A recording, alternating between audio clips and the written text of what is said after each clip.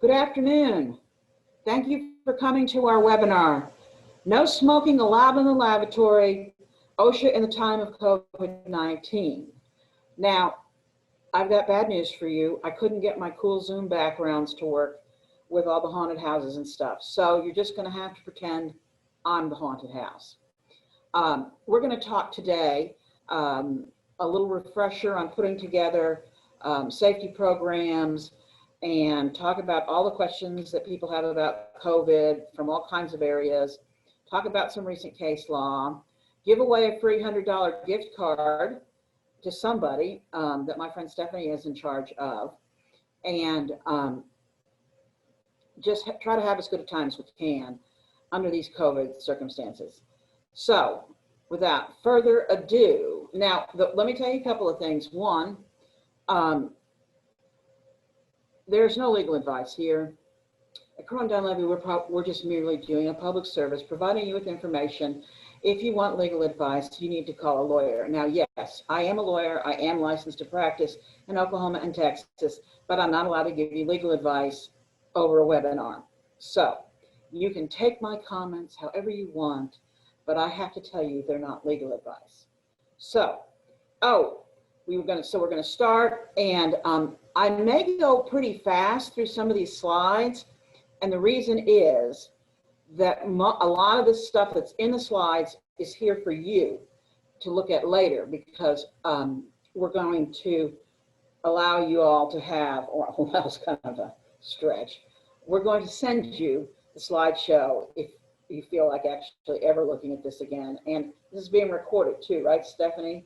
So like, if you can't get to sleep tonight or any time in the next short 20 years, I promise you that if you will turn on this webinar, you will fall asleep immediately.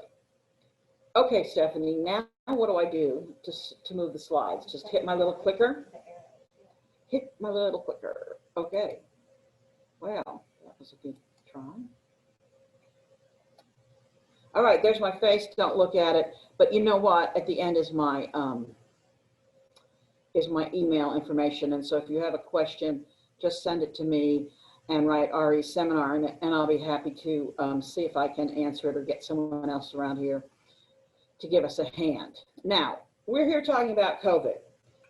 I know everyone is sick of hearing about COVID. First of all, I think the biggest problem with COVID is that it has this cute little decoration COVID thing going. So it's not cute. I am a survivor. I got COVID back at the beginning of March from going to a party with 250 of my closest friends. 8 people at the party had COVID, and unfortunately 1 died. So didn't know I had COVID, suspected I might have, and had an antibody check last month, and in fact 6 months later have the antigens, and had exposure again to COVID a week and a half ago, and our family has checked again, COVID clean. And you might say, Madeline, aren't you braver, stronger, bigger than COVID? Well, even me, I can't stop COVID, but I really can't stop bringing it home to my parents who are in their 80s and my husband who's like 150 years old. So I have to do what everyone else is supposed to do. So COVID has the big 3. And 1, wear your mask. This is wear it right. Socially distance, no being friendly with your friends, social distance, and wash your hands. Now you would think that that is pretty normal, but a lot of people don't know that.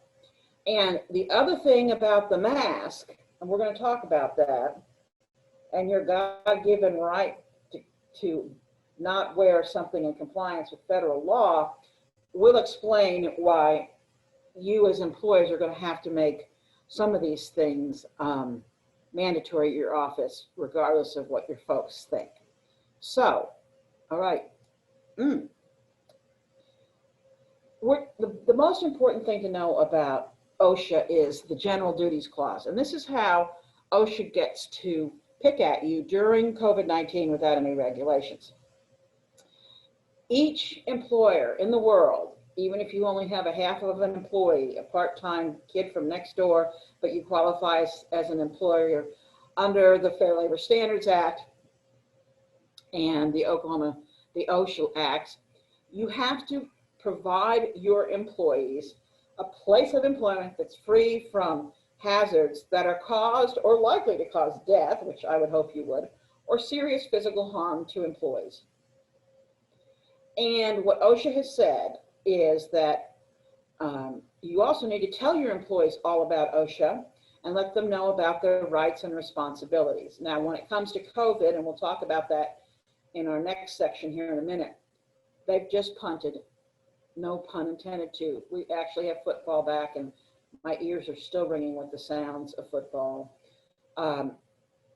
You know, you have to take care of people, and you have to let them know, and you have to follow the CDC guidelines. So from that standpoint, communicating with employees about OSHA is a minor detail, but getting your house in order is your major function. Now, see, look, OSHA, job safety and health, it's the law. Don't pay people money for this poster. Just go to OSHA.gov, which is actually through DOL somewhere, and you can get this posted for free.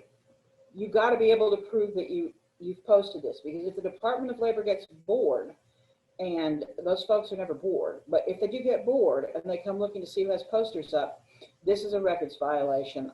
And they don't usually charge you anything for not having the poster up, but it then gets them nosing around your business. And as much as I like all my friends at the Department of Labor, I love them and they're really great people, I like to minimize their contact with my friends and family. Now, this is the OSHA 300 log. This is the other thing that you have to keep OSHA happy. What do you do with the OSHA 300 log? Well, this is not the thing you post. This is the thing that you keep in the bag. And you might say, well, gosh, Madeline, what if I have someone who has COVID? You know, my little friend here got COVID by going to one too many parties, and you would be not surprised to see how many people call in on Friday and say, I have a roommate with COVID, and then think it's really funny to have all of their coworkers over for a let's have COVID party and put it on Facebook. Those employees that went to the party don't necessarily get have COVID from coming to work for you. And that person who told you they had COVID doesn't necessarily have it from you. But if you decide someone has COVID, it is a pulmonary lung infection type thing, and that's how you would classify it.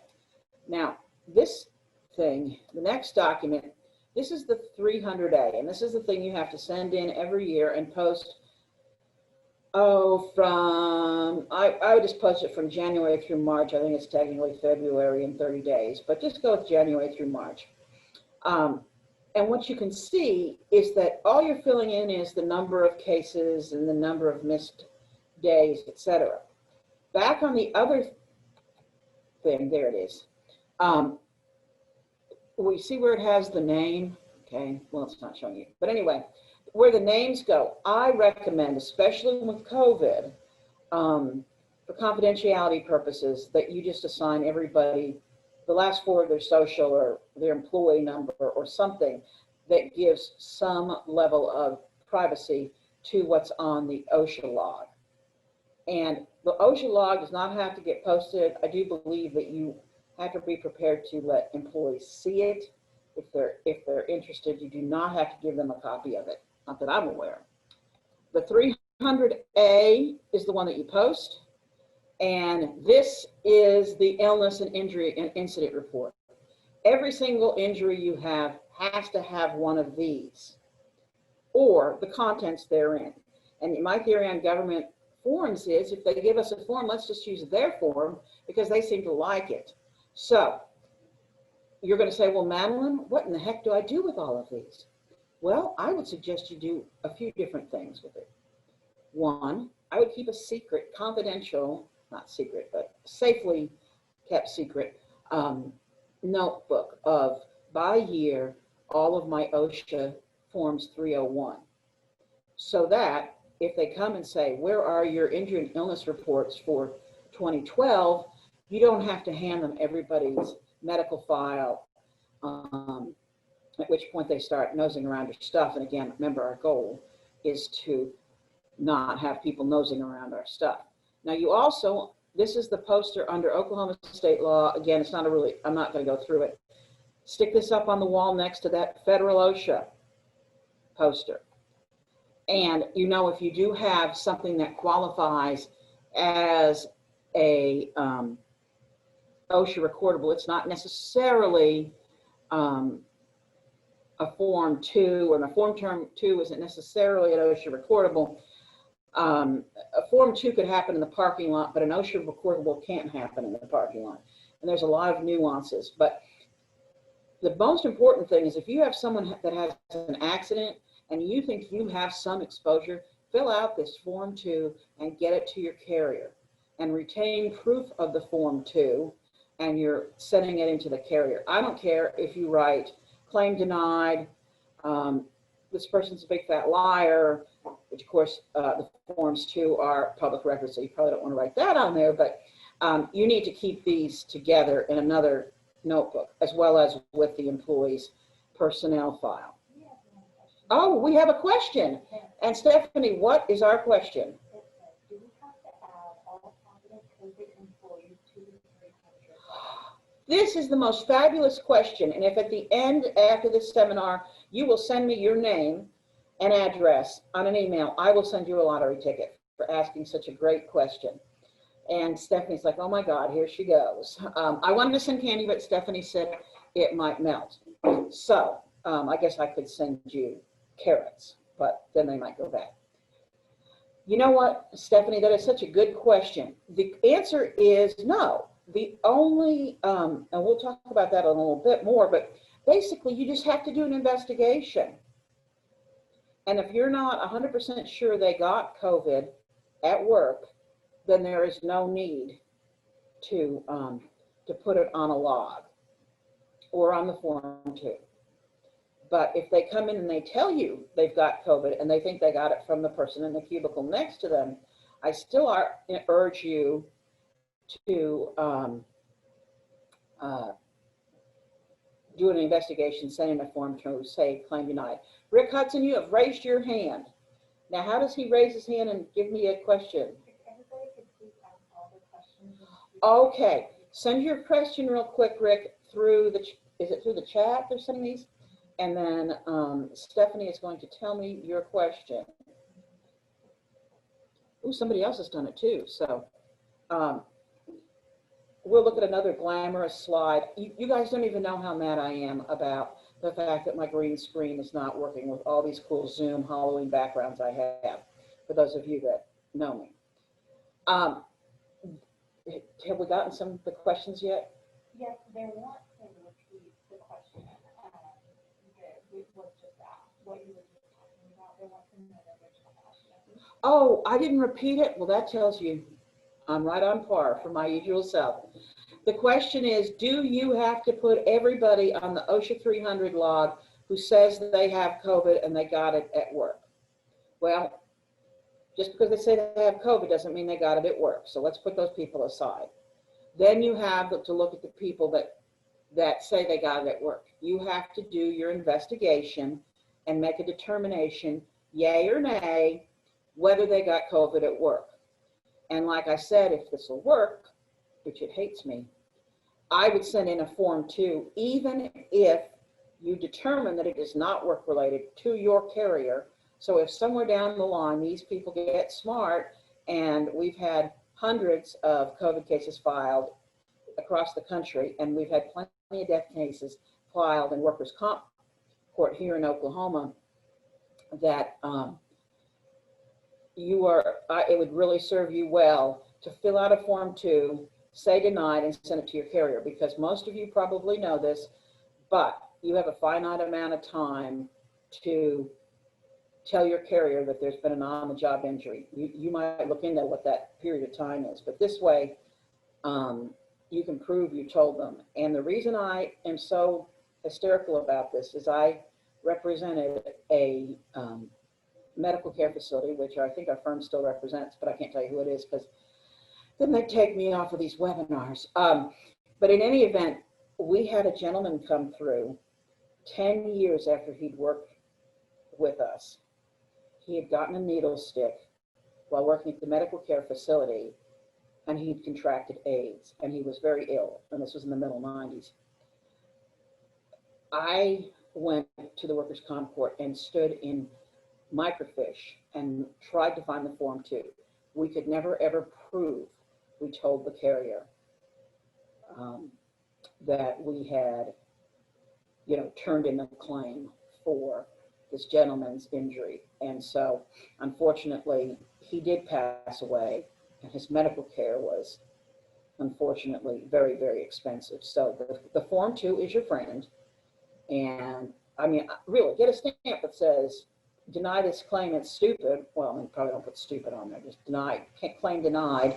But keep a record. If you're going to email it to your carrier, do one of those receipt things with the email. If you're going to mail it, do it with certified mail return receipt requested. And I know we're doing some of the workers' comp forms can be sent in online. Just because you're sending a Form 2 to your carrier doesn't mean it has to be filed. It just means that I'm using it as the notice to the carrier. But remember, also at the end of the day, the obligation to file a Form 2 of an injury that you do think occurred at work or has a likelihood of occurring at work, it's your responsibility as the employer. It's not the carrier's responsibility to make sure these Form 2s are filed. So, did I get everybody in on that one? Let me know if you have any more questions. Now, we talked about what are principles of good safety management. Obviously, you got to have buy-in from everybody. You got to have safety rules and a safety program. It's especially useful when you want to fire someone who's been hurt on the job because they violated a workplace safety rule. I always recommend having a committee made up of employees as well as management to go over safety issues. And of course, you have to have safety training, whether it's every day or every month. Please don't go more than a quarter. And then, of course, I'm always all about prizes. And now that the prizes we get to have been expanded since that poor Betty lady told us in 2016 we couldn't have prizes anymore because they were deterring people from filing claims, which Betty obviously, or whoever told her to say that, didn't understand. People file claims if they're hurt. They're not going to not file a claim because they're going to miss the department's free barbecue next Tuesday. So we can have prizes now as part of the safety program. Now, working safely is a condition of employment. So remember, you can't fire someone for having an on-the-job injury, but you can fire them for not working safely. And I pushed the button the wrong direction. But anyway, yeah. Working safely is a condition of their continued employment. And that goes back to yes, we agree, you took the guard off, it ate your hand up. We are so sorry, we're going to provide you medical treatment, but we're going to terminate you because you violated a workplace safety rule. Now that sounds kind of mean, but, and that's your own business. But that's what workplace safety rules are all about. It's your continued employment. And if you have too many people working unsafely, they won't have employment because you won't have a building anymore. Now, every employee needs to be involved in the creation and use of the safety program. And that's what we just talked about. And there's our little Frankenstein guy who, if I could have figured out how to move him to another section, I would have, but I didn't. But in any event, that's the key. They got to have ownership in the program. They got to feel like they are part of it, that employees aren't taking care of safety for themselves, they're taking care of it for their other workers, which is the mask. The CDC says the mask, distancing, our little friends, and washing your hands are the three things you're supposed to do. I don't care what people say is their First Amendment right to be stupid. I don't care if you don't want to wear a mask at home. I don't care if you don't want to wear a mask in the driveway, the car, the bar, wherever you're going.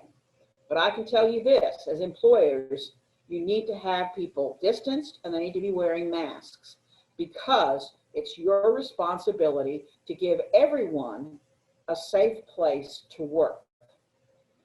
And if they can't work and they have one of these purported letters from a medical care provider that says they can't wear a mask because of some alleged problem, I know I'm sounding rather cynical about the mask. Well, I like the mask. I think the masks work. I'm not like my husband who wears his day and night, which actually, no comment on whether that's an improvement or not. In any event, it's what the CDC says, and OSHA says you got to do what the CDC says. So you do not, for example, if you own a grocery store, you do not have to let patrons in, and you should not let patrons in who do not do distancing and who are not wearing the mask. And you know why? Because you don't care about that. Well, you care about them because you don't want people dying from going to your mom and pop store, but you're worried about taking care of your employees. So that's what all of this business is all about. I really like the X's on the ground that show 6 feet. I'm not particularly excited when I have to stand out in front of Trader Joe's and in the sun so I can get in and buy my $4 wine, but you know, I wear a mask, I try to follow the rules, and I'm not even a rule follower, so as you all probably guessed. So this is a rule that I actually follow, which means it's a pretty serious rule. And if OSHA comes in and you have a flood of COVID-19 claims, they are not going to be happy with you and they're going to start fining you. And remember, they can fine you $5,000 if they just don't like the look on your face. Oh, Dorothy Martinez has raised her hand. Dorothy, send in your question to Stephanie and she'll read it to me. The question is, what is the risk to those employers that do not follow CDC guidelines? What is the risk to the employers that do not follow CDC guidelines? Well, you can be like the people that have been sued, or you can be like the, I had it on here as OSHA hit list, and I didn't get a chance to transfer it over. And this is why I hate PowerPoints, because I'm supposed to talk about this later, but we'll just skip it later. OSHA had kind of a 90-day love and friendship period where they weren't investigating people for violations of OSHA safety as it related to COVID-19.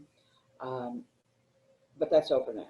And if you type in, go to OSHA.gov, you can find a list of all kinds of places. They appear to me to be a lot of restaurants and healthcare facilities, but if you would like to spend the money to have an OSHA audit and to have to fix some of the amazingly crazy things like the cover on the ceiling light, as well as your COVID-19 protocol, it's not worth it. It's simply not worth it. If you want to stay away from trouble, follow the CDC guidelines until and if OSHA ever comes up with any guidelines related to COVID-19. Did that help? Anybody got any other questions? When we let people know if we don't get to their question, we'll follow up. Oh, Miss Stephanie, who really is smarter than me and should be doing this, do not worry. If we don't get to your question right now, we're going to go to the questions at the end because they keep me on a pretty short leash around here. Let me see. What's the most important thing of an accident investigation? You got to have things that are signed and dated. You got to secure the accident scene, take pictures, get your statements, and again, figure out what caused the injury. This is where OSHA goes kind of cuckoo on us. If you have an accident, it's just like an EEOC investigation. You have an accident, you investigate the accident, you figured out why the accident happened, and then you do something about what caused the accident. And then ultimately, because it's the circle of employment life, you go back and routinely check and see if the fix that you put in the first time is really working. And I can't tell you how important signed and dated interviews are. To me, that is the most important. I don't know if it ever stops, but hey, I made this PowerPoint myself, or a lot of it, and Stephanie didn't know some of these things happened. So yes, investigate, investigate, investigate. If you want to keep all your investigations in a separate investigation file and not put them in people's employee files, you're certainly welcome to do that. And gosh, oh gee, I think that might be a better place for them, especially if you have to find them during a Department of Labor audit. Oh my God, guess it never goes away. Now, this is what we're talking about, Betty and the incentive programs. Remember, we had the 2016 rule that said no incentives. You can now give people prizes, something even better than little toys, which for me personally, this is the best. This is an advertisement for the dollar store. This thing has been moving for 4 years for $1. This guy used to change colors, no changing colors anymore. Solar powered, the way of the future. Anyway, you can have in safety incentive reward programs, but here's the big but. You need to be smarter than the average bear. And the way you do that is that your incentive programs reward not only working safely, they reward the near misses, the reporting of hazards, which is kind of a near miss, and involves the employees in health and safety management. This is just a big old change from 4 years ago, and let's hope it sticks. When you have the rate-based bonuses or prizes or dollars, you can still do that. You can still base your evaluations, especially on managers, on how safe a department they run, as long as it doesn't discourage people. Because if we'd had the slide that I've been working on for 4 weeks with the find the safety problems in it, we would know that a manager should be in just as much trouble as someone that violates safety rules. And I will tell you, the first time that a manager gets written up because he let 5 people trip over a cord in the middle of the room, you won't have any more cords in the room. That's why you also need to have a way for people to anonymously advise you of safety problems. Of course, you can't really give them a prize unless you say, person who wrote number 27, stop by the back door and we'll give you your prize if they want it. But it's real. The places that have anonymous reporting of safety issues really find a dramatic decrease in incidents. Now, you can say this on all this stuff on your policy. A statement that employees are encouraged to report and will not face retaliation for reporting. OSHA wants to point out, because they were mad that they had to rescind that previous OSHA guidance, is not enough. You have to have a safety culture. And you have to, if you're going to have a safety culture, you probably ought to keep records of what you do, where you do, when you do it. Oh my gosh, we're already halfway through.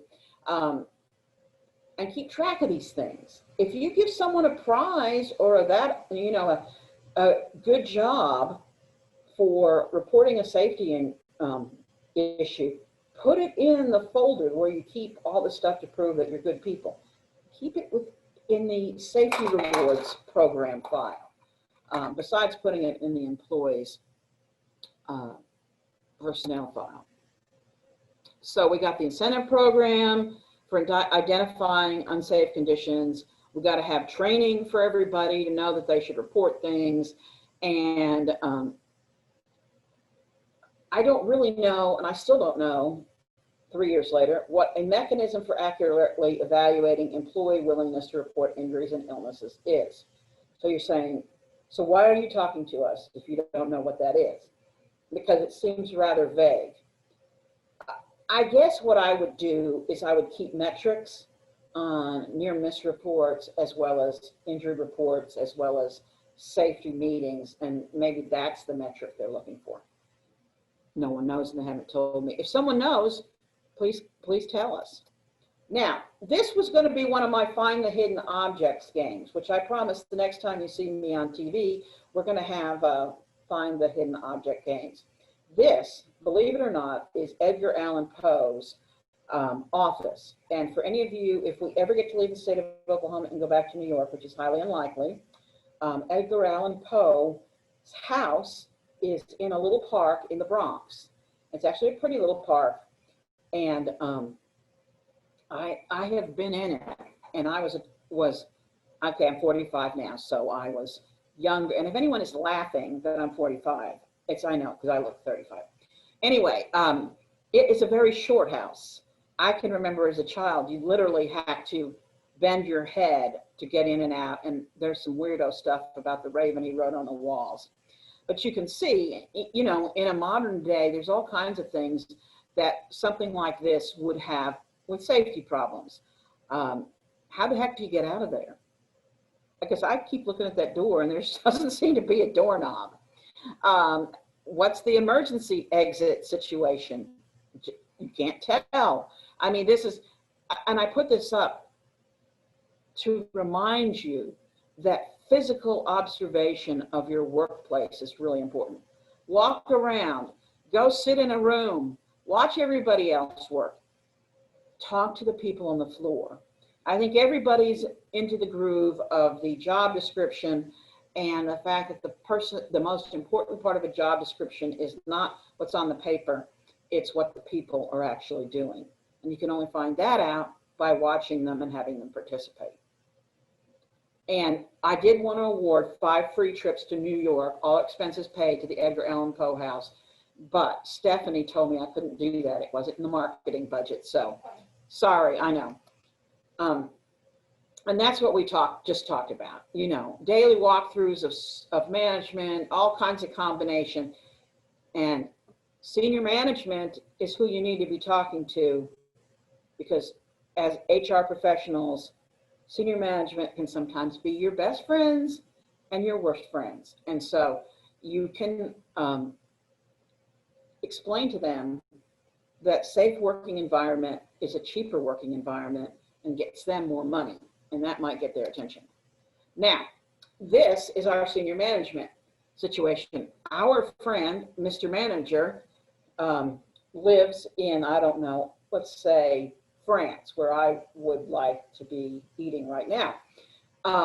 And this was what the plant looked like last time he had visited it, because he was kind of an absentee owner.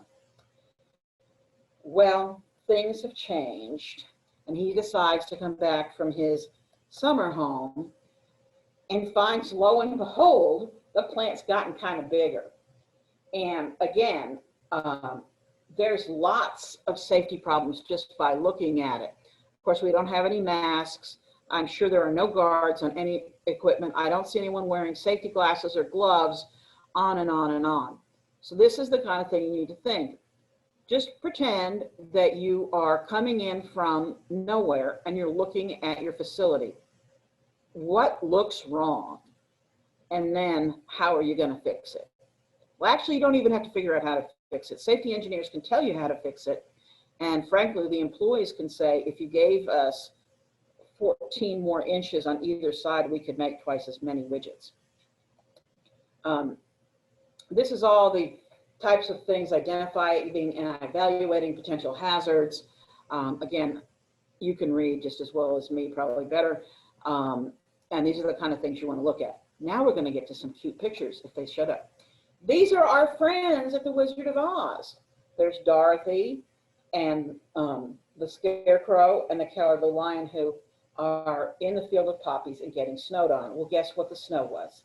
It was asbestos. So you see, that was a dumb idea back then. Not as charming as the fact that the Cowardly Lion's costume is completely made out of real lions. which I found to be very scary. But back then, if they're making you lay around in fake poppies and eat asbestos, you probably don't really care about killing lions and having people walk around in their skin.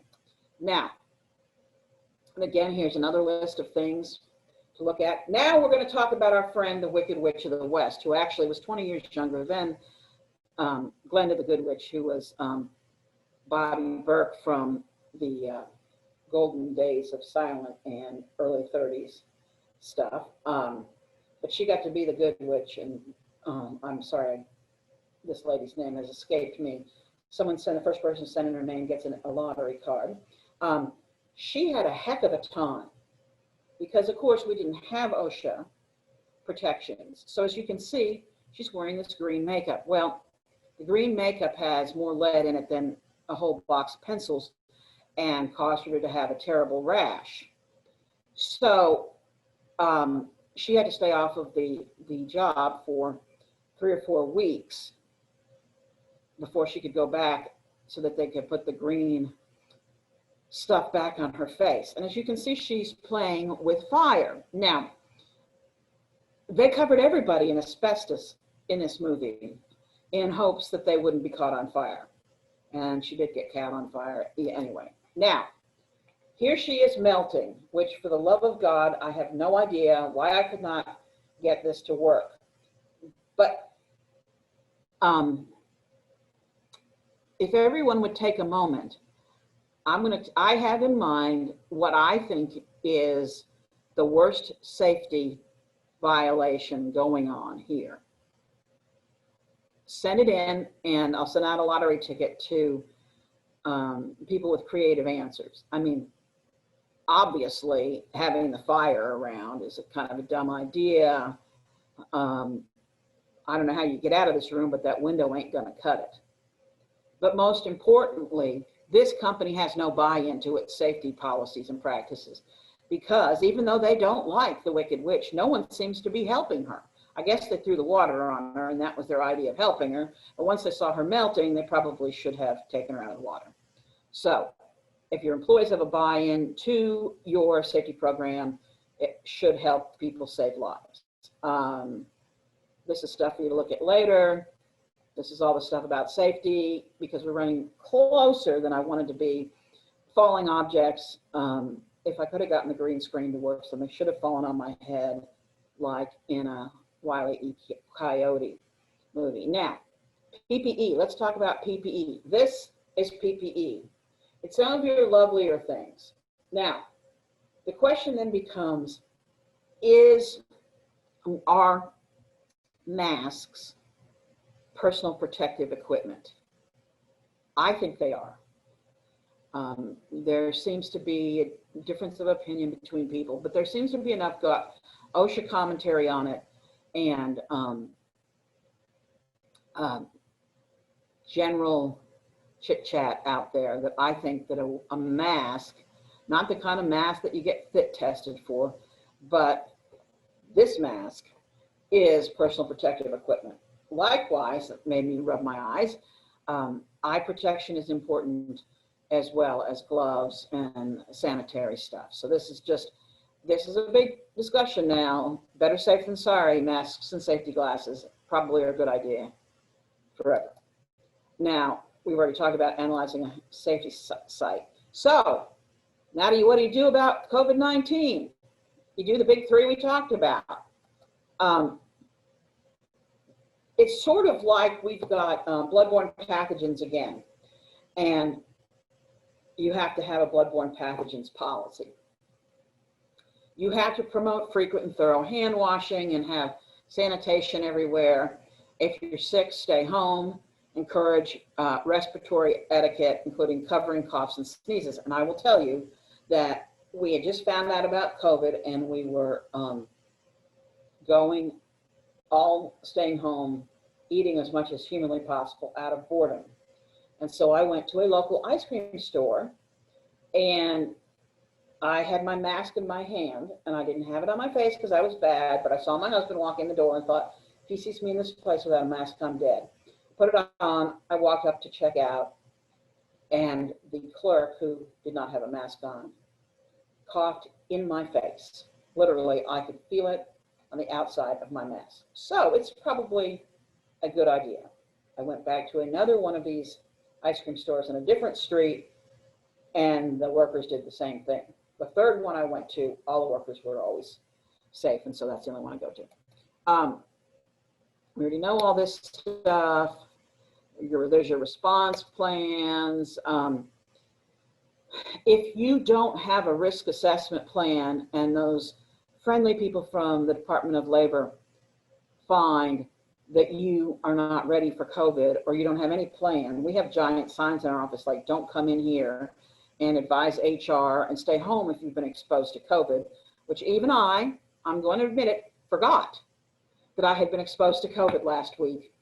Came in, got off the elevator, read the sign, and went, oh, I better tell someone. So as people ran screaming from me, I told them about it, but the tests came back negative. So I'm still doing well. Can we answer a CDC question? Oh, we have a CDC question. Tell it. Okay, CDC has said that wearing a mask will cause you to get COVID now. Now what?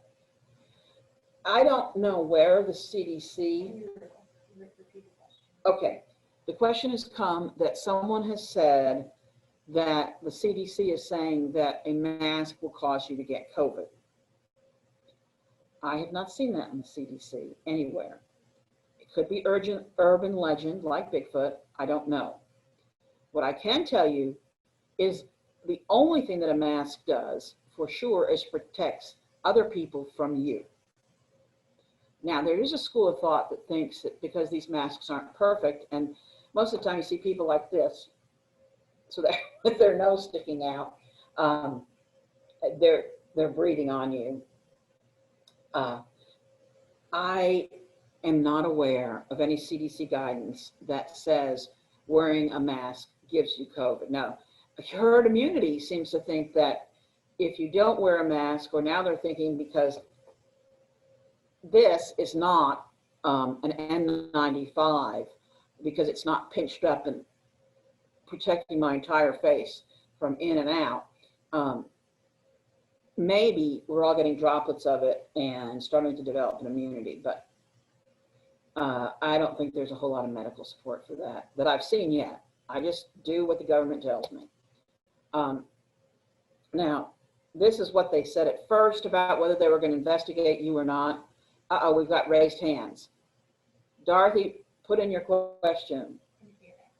And do you want to tell me what it is you want to, or is this an ending question? She just needs to ask the question in the Q&A box if she has one. Oh, okay, Dorothy, yes. Please put your question in the Q&A box. Is that they know what that is, right? Because I don't see, I can't see it. And then we will get to it, I promise.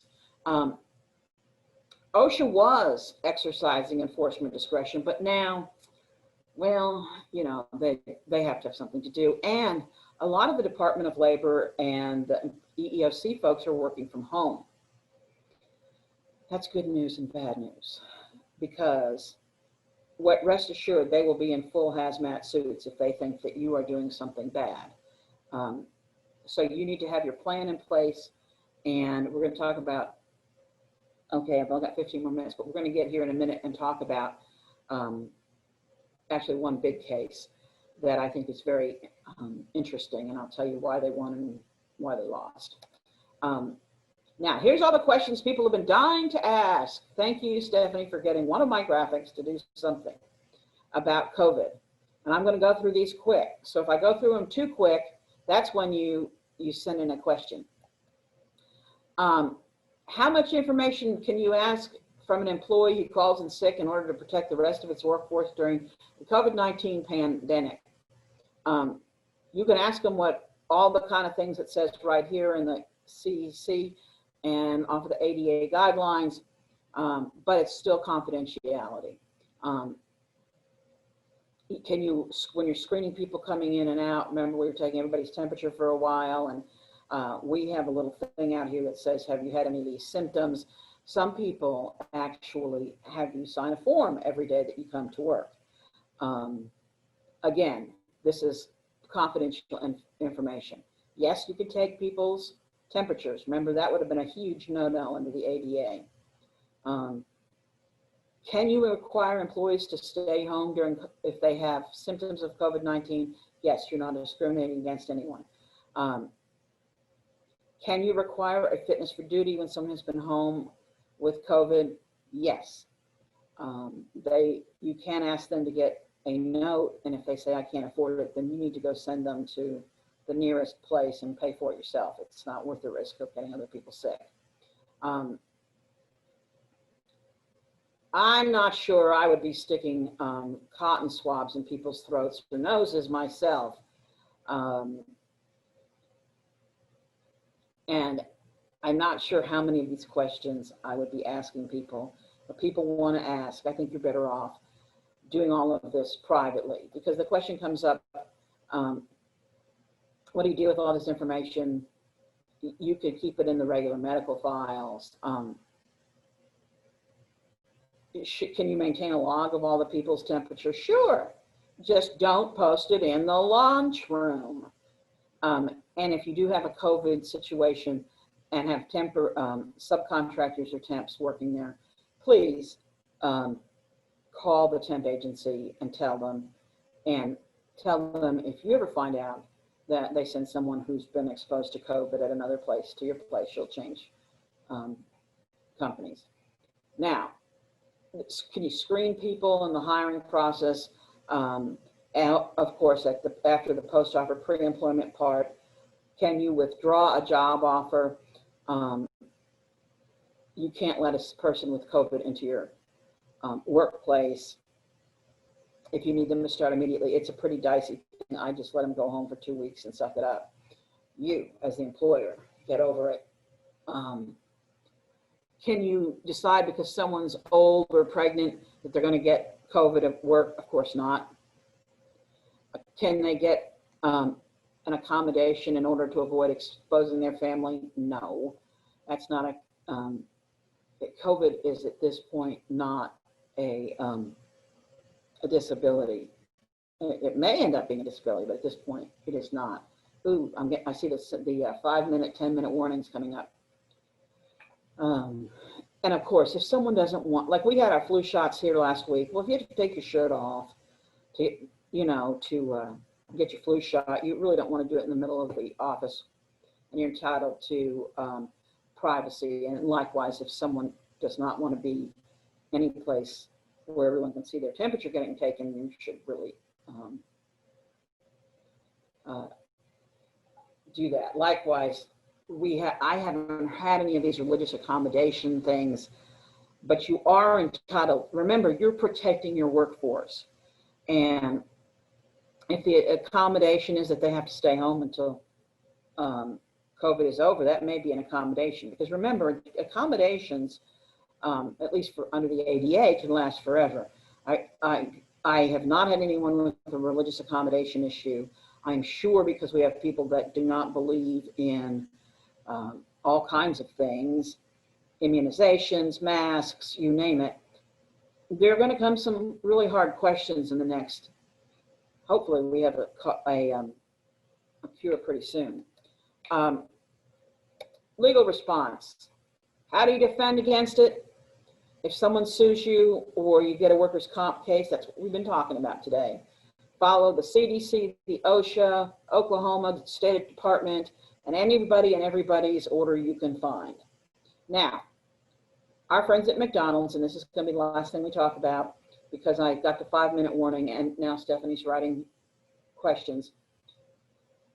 God bless McDonald's. They really did try. McDonald's, at the beginning of the COVID epidemic, gave out over 100 million masks and gloves to their franchisees. Unfortunately, our friends here in this picture did not get masks, but this picture was taken before COVID. So I'm sure Ronald and his friends are wearing masks. Oh, the bandit's wearing a mask, it's just not over his mouth and nose. So some employees in McDonald's in Chicago, a franchisee operation, sued McDonald's. And look at all this stuff that McDonald's did right.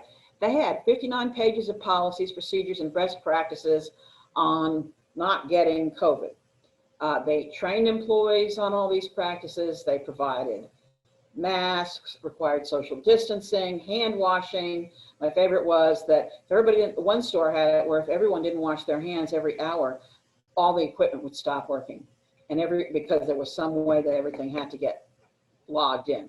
They had signage reminding employees to wear masks, maintain social distancing, and all kinds of stuff was posted throughout the store. But you know what? If the employees don't understand what you're telling them, you might as well not tell them. Some of the employees said that they thought that if they stayed 6 feet apart for 10 minutes, they could take off their mask. That's kind of weird. I don't know where they got that from, but now some people are saying 9 feet apart, just don't take the mask off. Other employees said they didn't read the signage, and one lady testified, well, I read the beginning, but it looked boring, so I stopped reading it. Some, now this gets worse, said the masks were either unavailable or dirty. And the worst one, some managers encouraged employees to stay, as they said in the decision, to stay, quote, mum about violations they witnessed. So that's naughty. If you ever catch anybody doing that, they need to go home. The manager needs to go home. The judge in Chicago ruled that they were really trying hard, but they missed the mark. And this is way back in March and April. So if you can imagine what it's going to be like now. And they did not strictly enforce the mask wearing policy, and that they were not training employees on proper social distancing sufficiently. So that's a word to the wise. I can't even imagine how much that cost the McDonald's franchisees and McDonald's itself to defend. They did ultimately settle out of court and made the changes that were needed. We've had another lawsuit, and since we're out of time, that was from the New York State Court Officers Association, saying that, surprise, they didn't think the courthouses were being kept clean enough and that people were getting sick. That's still going on. And the moral of all these stories is that you can take all the stuff you want to do and come up with all the policies, but they're not worth anything more than the paper they're printed on if employees don't understand the rules and if the rules are not enforced. So I don't think I ended up getting any cool graphics after this, did I, Stephanie? Oh, no. No happy dancing pumpkins or anything. So, Stephanie, I see you have a few questions there. Yeah, we'll answer one more question. Oh, I only get to answer one more question. We can maybe do two, but we also have to answer one. Oh, we're going to have two questions, and somehow Stephanie has used some mathematical formula to announce her person that won, and it's not me. The $100 gift card to Southwest if we ever get to go anywhere. Okay, what's the question, Steph? Okay, and try to repeat this. If an employee has COVID and doesn't want to go to the doctor, can they return without a doctor note after the 14 days? If an employee has COVID and doesn't want to go to the doctor, can they return to work after 14 days without a doctor's note?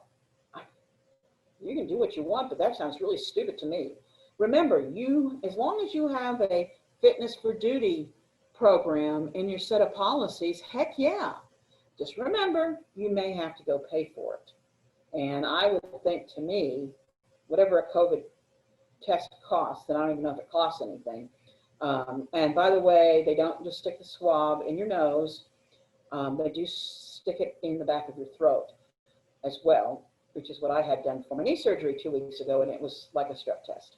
So again, that was a very good question. And remember, your job is to protect your employees. It's not to keep everybody that works for you totally happy. Okay, do I have time for another question? Do one more. I'm allowed to do one more. Okay. Here are my friends. We're going to ask you one more question. Okay. What if the employee requests an ADA reasonable accommodation to not wear a mask and has medical documentation to support the request? Oh, this is a great question. What if the employee requests an ADA accommodation to not wear a mask at work, and they've got a doctor's note that says they don't? This is where we go through the ADA accommodation game. The circle of ADA accommodations, like I like to call it. we go around and around until we come up with an idea. First of all, send them to your own doctor. Second of all, if your own doctor says, that's the dumbest thing I've ever heard, then you guys pick the third doctor. If the doctor says, yeah, they're right because, I don't know, their nose will fall off or whatever the rule is, then you are going to, depending on your size, the reasonable accommodation may be to allow them to telework. It may be to basically quarantine them in a place where they have no human contact. I mean, that, I guess that could ultimately land you in a world where you have to negotiate some kind of crazy accommodation. But if this employee comes forward, you got to, even if they're ultimately not disabled, you need to do the investigation and treat them not as if they're disabled, because you're not going to assume anyone's disabled, but you are going to do the investigation and see if there is a solution. Because doing the investigation and doing the solution is a heck of a lot cheaper than the few $100 grand you'd have to pay if they sue you. So is that our, oh, and before we give away the free prize, if you asked a question and we brought it up and answered it, please send me an email so I can send you a scratch and win lottery ticket and some carrots or whatever else Stephanie says I can send you in the mail. Okay, so this is, congratulations, Tabitha Robinson. You somehow, through the magic of random number selection, have won the Southwest Airlines gift card. Yay, Tabitha. If you will send, we will contact you. Oh gosh, that's even better. We will contact you and get you the gift card. Well, we sure appreciate you all coming. I'm really sorry there was no groovy background, but I promise by the time we hit the holidays, we will have this background business straightened out, because this is boring just to look at me in front of a blue thing. Have a safe month of October. Practice all the good health and safety things that you can. Are we getting more questions in? Yes, if anybody has any questions about HRCI or SHRM codes. Oh, HRCI and SHRM codes, We'll email it. we're going to email that all tomorrow. You know, I would get 6 hours of continuing legal education credit if this was open to attorneys and anyone who ever wanted to come. It is open to anyone that ever wanted to come, but no attorneys want to hear me talk, because they can hear me talk like out in the streets or the courthouse. So, while I can't get CLE credits for this, you can get SHRM credits, and we'll be sending out that stuff tomorrow.